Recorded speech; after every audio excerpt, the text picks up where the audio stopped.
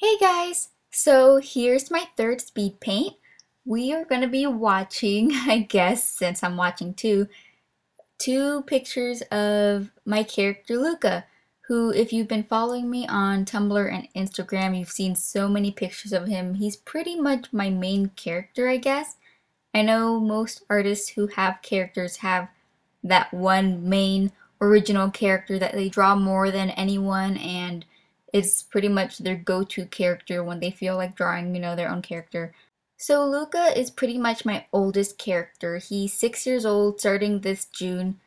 He's not actually six, of course, but like in real world time, he's 6 years old.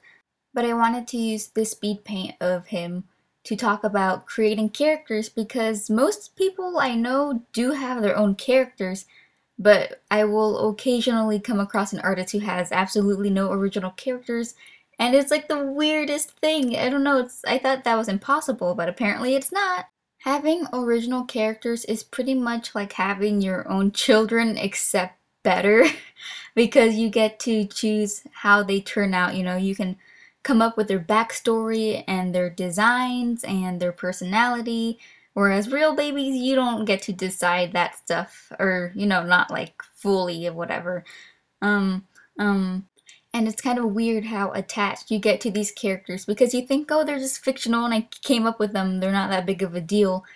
And it's just weird. You do become attached to them. They're your characters. You created them with your own mind, and you love them so much. And then when you find somebody else who loves your characters, it's the greatest thing. It's just so weird and like, okay, anyway, so let's just talk about creating characters. So some artists like to start with naming first, like they pick out a name and then they start drawing the character around that name.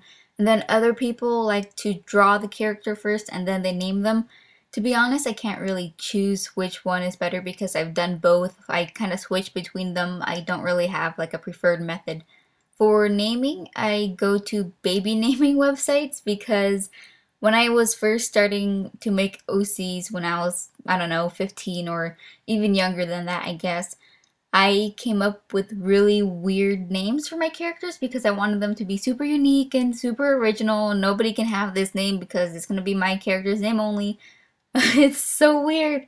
Um, Luca's original name was, I can't even pronounce it to be honest. It was something like Zenith or Zenith or something like that. I don't know. It was, and then like a couple years later after naming him that, I changed his name, but not really. It was still the same name, but I changed the spelling.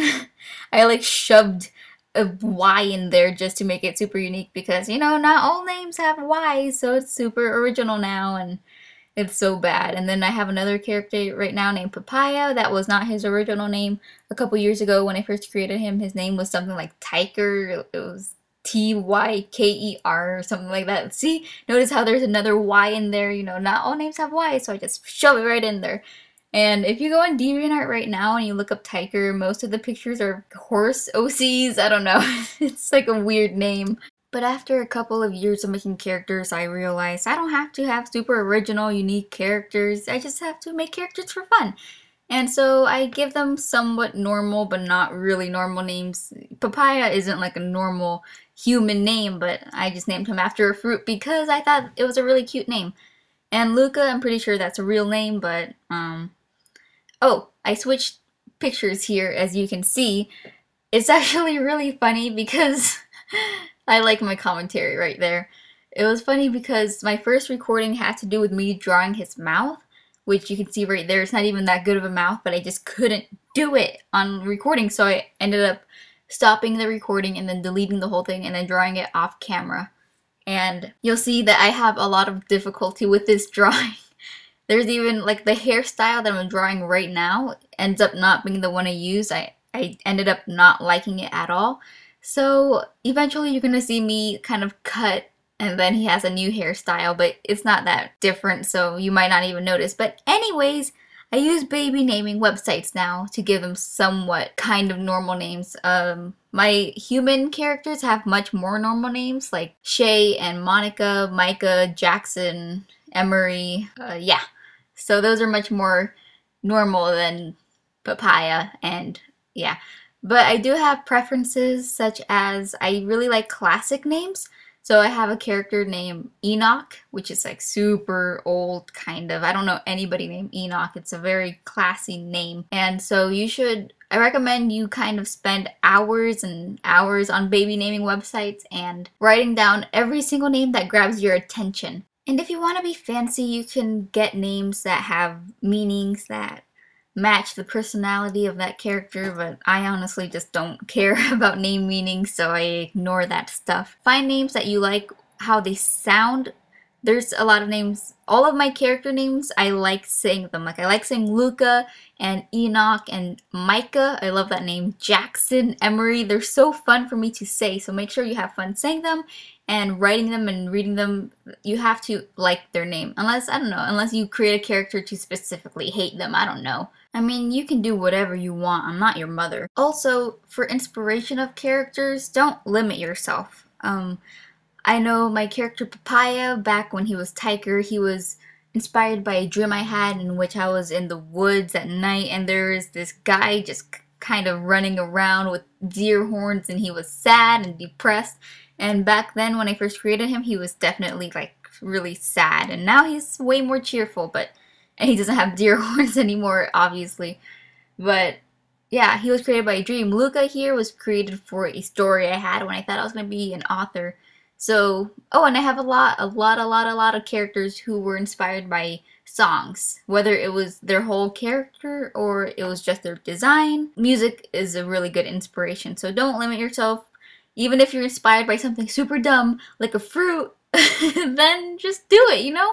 Whatever gets your boat. What? I'm trying to think of like a metaphor, but I can't. But whatever gets you to draw a character, just go for it, you know? And I know there is this huge pressure thing for artists that they have to be original 100% of the time. And if your character looks like somebody else, you were obviously copying from them.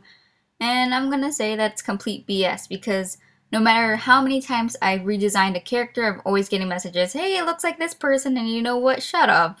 Nobody really likes those messages. I don't know why people keep sending them, but honestly, everything has been done. There's no way to be super original anymore. Just if your character looks like somebody else's and it was unintentional, don't worry about it. Just make a character that you're gonna really love drawing and building upon, you know? That you're gonna want to keep for a while. Also remember that nothing is set in stone, you know? You're the author. What?